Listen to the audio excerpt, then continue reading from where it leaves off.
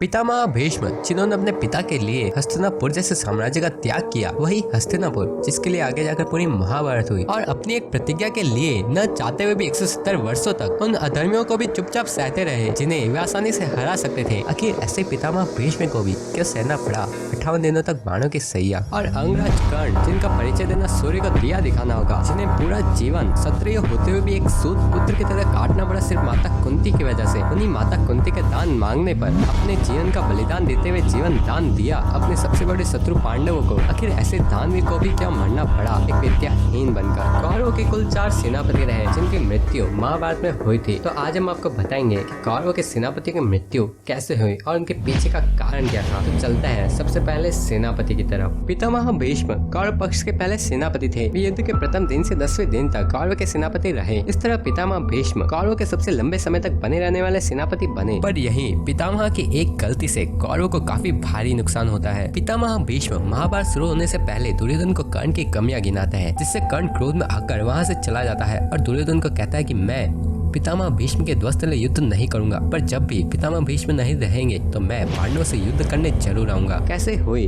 पितामह भीष्म की मृत्यु। पितामह भीष्म पांडव सेना का विध्वंस करते जा रहे थे। तब संपूर्ण संसार को अपनी इच्छा मात्र से चलाने वाले श्री कृष्ण ने पांडवों को उपाय बताते हुए पितामह भीष्म के पास जाने को कहा। तब सभी पांडव पितामह भीष्म के पास गए और उनसे उन्हीं की मृत्यु का उपाय पूछा। तब पितामह भीष्म ने कहा कि जब भी युद्ध में मेरे सामने कोई स्त्री आएगी तो मैं अपने अस्त्र शस्त्र त्याग दूंगा। तब पांडव पितामह से लड़ने शिखंडी को भेजते हैं। शिखंडी को देखकर पितामह अपने अस्त्र शस्त्र त्याग देते हैं, क्योंकि पितामह भीष्म शिखंडी को एक पुरुष मानते ही नहीं थे। क्योंकि शिखंडी का जन्म एक स्त्री के रूप में हुआ था, परंतु बाद में उसे यक्ष से कुछ ऐसे वरदान प्राप्त हुए जिससे वह एक पुरुष में परिवर्तित हुआ। अब शस्त्र त्यागते ही शिखंडी पितामह पर बाणों की वर्षा कर देता है, पर वे बाण पितामह के कवच को नहीं भेद पा रहे थे, जिससे बाद में अर्जुन न चाहते हुए भी शिखंडी के पीछे से पितामह पर बाण चलाता है, जो बाण कवच को भेदते हुए पितामह के शरीर से आर पार हो रहे थे। भीष्म अपने शरीर में धसे तीरों की परवाह न करते हुए अपने हाथों में तलवार लेकर रथ से उतरने लगते हैं। उसी समय वे संतुलन बिगड़ने से गिर जाते हैं और वे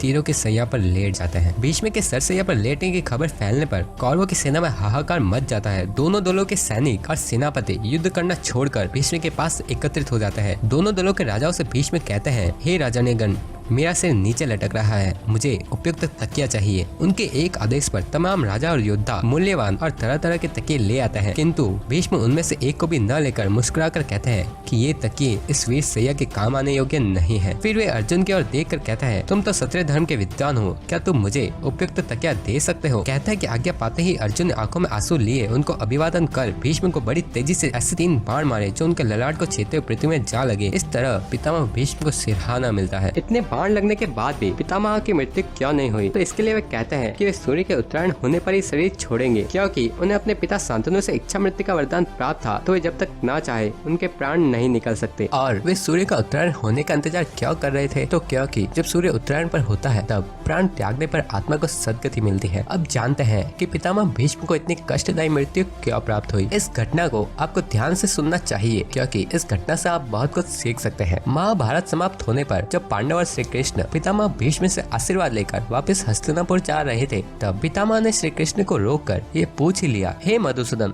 मेरे कौन से कर्म का फल है जो मैं सरसैया पर पड़ा हुआ हूँ। यह बात सुनकर श्री कृष्ण मुस्कुराए और पितामह से पूछा, पितामह, क्या आपको अपने पूर्व जन्मों का कुछ ज्ञान है। इस पर पितामह ने कहा, हाँ श्री कृष्ण, मुझे अपने पूर्व के 100 जन्मों का ज्ञान है, मैंने कभी किसी का अहित नहीं किया। इस पर श्री कृष्ण मुस्कुराए और बोले, पितामह, आपने ठीक ही कहा, आपने कभी किसी को कष्ट नहीं दिया, लेकिन 101वें पूर्व जन्म में आज की तरह तुमने तब भी राजवंश में जन्म लिया था और अपने पुण्य कर्मों से बार बार राजवंश में जन्म लेते रहे। लेकिन उस 101वें पूर्व जन्म में जब तुम युवराज थे, तब एक बार आप शिकार खेलकर जंगल से निकल रहे थे, तभी आपके घोड़े के अग्र भाग पर एक करकेटा एक वृक्ष से नीचे गिरा। आपने अपने बाण से उठाकर उसे पीठ के पीछे फेंक दिया। उस समय वह बेरिया के पेड़ पर जाकर गिरा और बेरिया के कांटे उसकी पीठ में धस गए। क्योंकि वह पेड़ के बल गिरा था, तो वह जितना निकलने की कोशिश करता, कांटे उतने ही उसको चुभ जाते और इस प्रकार बेकार करकेटा 18 दिन तक जीवित रहा और यही ईश्वर से प्रार्थना करता रहा, हे युवराज, जिस तरह मैं तड़प तड़प कर मृत्यु को प्राप्त हो रहा हूँ, ठीक इसी प्रकार तुम भी होना। तो हे पितामह भीष्म, तुम्हारे पुण्य कर्मों की वजह से आज तक तुम पर करकेटा का श्राप लागू नहीं हो पाया, लेकिन हस्तिनापुर की राजसभा में द्रौपदी का चीरहरण होता रहा और आप मुक्त दर्शक बनकर देखते रहे, जबकि आप सक्षम थे उस अबला पर अत्याचार रोकने में, लेकिन आपने दुर्योधन और दुशासन को नहीं रोका। इसी कारण पितामह आपके सारे पुण्य कर्म क्षीण हो गए और करकेटा का श्राप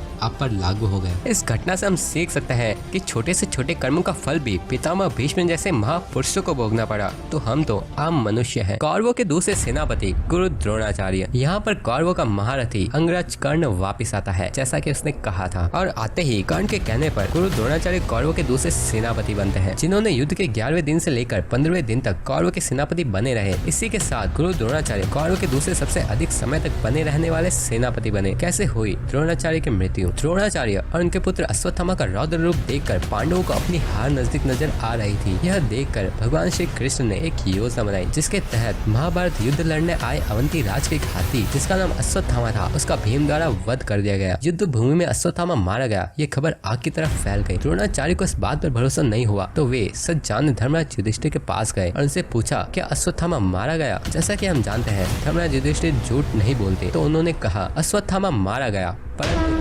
जैसे हमने परंतु हाथी को बैकग्राउंड म्यूजिक से दबा दिया, उसी तरह जब युधिष्ठिर ने परंतु हाथी कहा, तब भगवान श्री कृष्ण ने शंखनाद कर दिया, जिससे द्रोणाचार्य को अश्वत्थामा मारा गया सिर्फ यही सुनाई दिया। अपने पुत्र की मृत्यु का समाचार सुनने के बाद द्रोणाचार्य रणभूमि में ही शोक में डूब गए। वे अनमने से धृष्टद्युम्न से युद्ध कर रहे थे। तब भीम ने पुनः जाकर कहा, तुम अपने एक पुत्र की जीविका के लिए ब्राह्मण होकर भी यह हत्याकांड कर रहे हो। वह पुत्र तब रहा भी नहीं। तब द्रोणाचार्य गर्जना करते हुए कौरवों को पुकार कर कहने लगे कि अब युद्ध का कार्यभार वे लोग स्वयं ही संभाले। ऐसा देखकर धृष्टद्युम्न तलवार लेकर उनके रथ की ओर धीरे धीरे बढ़ने लगा। द्रोणाचार्य ने अस्त्र शस्त्र त्याग कर ओम का उच्चारण किया तथा उनके ज्योतिर्मय प्राण ब्रह्मलोक की ओर बढ़ते हुए आकाश में अदृश्य हो गए। इस अवस्था में उनके मस्तक के बाल पकड़कर धृष्टद्युम्न ने सबके मना करते हुए भी 400 वर्ष से द्रोणाचार्य के सिर को धड़ से काट दिया। अर्जुन कहता ही रह गया कि आचार्य को मारो मत, जीवित ही ले जाओ। धृष्टद्युम्न के हाथों ही क्यों हुई मृत्यु द्रोणाचार्य की? धृष्टद्युम्न द्रौपदी का भाई और द्रुपद का पुत्र था। द्रुपद और द्रोणाचार्य बचपन में मित्र थे, परंतु बड़े होते होते किसी कारणवश द्रुपद द्रोणाचार्य का इतना बड़ा शत्रु बना कि उसने द्रोणाचार्य का विनाश करने के लिए एक यज्ञ किया, जिसमें उसे पुत्र के रूप में धृष्टद्युम्न प्राप्त हुआ। उसी समय आकाशवाणी हुई, द्रोण वध के लिए इसका अवतार हुआ है, और जैसा कि हमने देखा यह आकाशवाणी सत्य हुई। कौरवों के तीसरे सेनापति। युद्ध के 16वें दिन कौरवों के सेनापति बने अंगराज कर्ण। दुर्योधन जानता था कि कर्ण का सबसे बड़ा प्रतिद्वंदी है अर्जुन, तो कर्ण का सारथी भी स्वयं भगवान श्री कृष्ण की तरह होना चाहिए, जिसके लिए उसने चुना पांडवों के मामा शल्य को। अब शल्य पांडवों के मामा थे, तो उन्होंने दुर्योधन का साथ क्यों दिया, यह आपको आगे बताएंगे। अभी महाराज शल्य में वे सभी गुण विद्यमान थे जो एक योग्य सारथी में होने चाहिए। आखिर कैसे हुई थी कर्ण की मृत्यु? अर्जुन और कर्ण के बीच हो रहे युद्ध को आप इस तरह भी समझ सकते हैं कि जब अर्जुन के बाण कर्ण के रथ पर लगते तो उसका रथ कई गज यानी कि 25 से 30 हाथ पीछे खिसक जाता, पर जब कर्ण अपने बाण अर्जुन पर चलाता तो अर्जुन का रथ सिर्फ 2 से 3 हाथ ही पीछे खिसकता। इस पर भगवान कृष्ण कर्ण की प्रशंसा करते हैं। तब अर्जुन चकित होता है कि जब मेरे बाण अधिक प्रभावशाली है तो प्रभु कर्ण की प्रशंसा क्यों कर रहे हैं? तब श्री कृष्ण ने कहा कि कर्ण के रथ पर केवल कर्ण और शल्य का भार है, किंतु तुम्हारे रथ पर तो स्वयं मैं और वीर हनुमान भी विराजमान है। और तब भी कर्ण ने उनके रथ को कुछ हाथ पीछे खिसका दिया।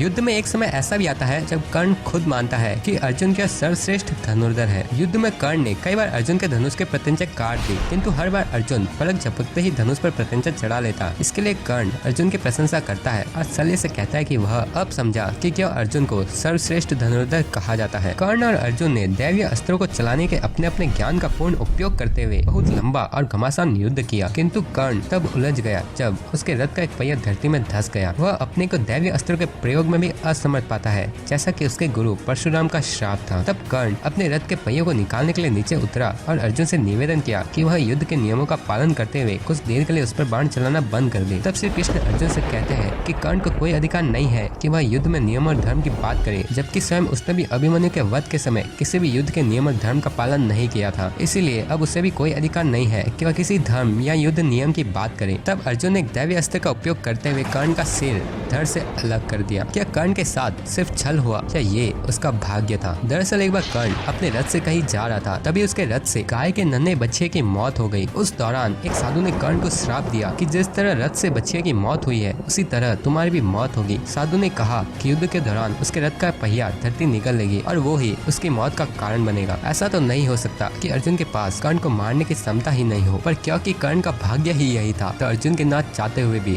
अर्जुन द्वारा कर्ण को इस प्रकार मारा गया। कौरवों के चौथे सेनापति मामा शल्य। सबसे पहले जानते हैं कि शल्य ने पांडवों का मामा होते हुए भी दुर्योधन का साथ क्यों दिया। दरअसल शल्य नकुल सहदेव की माता माद्री के भाई थे, जिससे वे पांडवों के मामा हुए और वे मद्र राज्य के राजा थे। जब शल्य को पता चला कि महाभारत युद्ध होने वाला है तो वह पांडवों की तरफ से लड़ने के लिए अपनी सेना सहित हस्तिनापुर के पास पहुंचे। हस्तिनापुर के पास पहुंचने पर उन्होंने कई विश्राम स्थल देखे और सेना के लिए भोजन की उत्तम व्यवस्था देखी। यह देखकर शल्य ने पूछा, युधिष्ठिर के किन कर्मचारियों ने यह उत्तम व्यवस्था की है, उन्हें मेरे सामने लाओ, मैं उन्हें पुरस्कार देना चाहता हूँ। यह सुनकर छुपा हुआ दुर्योधन उनके सामने प्रकट हुआ और हाथ जोड़कर कहने लगा, मामा श्री, यह सभी व्यवस्था मैंने आपके लिए की है ताकि आपको किसी भी प्रकार का कष्ट न हो। यह सुनकर शल्य के मन में दुर्योधन के लिए स्नेह हुआ और उन्होंने भावना में बहकर कहा, मांगो, आज तुम मुझसे कुछ भी मांग सकते हो, मैं तुम्हारी इस सेवा से अति प्रसन्न हूँ। यह सुनकर दुर्योधन ने कहा, आप सेना के साथ युद्ध में मेरा साथ दे और मेरी सेना का संचालन करे। यह सुनकर शल्य कुछ देर चुप रह गए क्योंकि वे वचन से बंधे हुए थे, अतः उनको दुर्योधन का यह प्रस्ताव स्वीकार करना पड़ा। कैसे हुई मामा शल्य की मृत्यु। कर्ण की मृत्यु के बाद 17वें दिन ही अश्वत्थामा के कहने से मध्य नरेश शल्य को कौरव का सेनापति बना दिया गया। श्री कृष्ण ने युधिष्ठिर को शल्य वध के लिए उत्साहित करते हुए कहा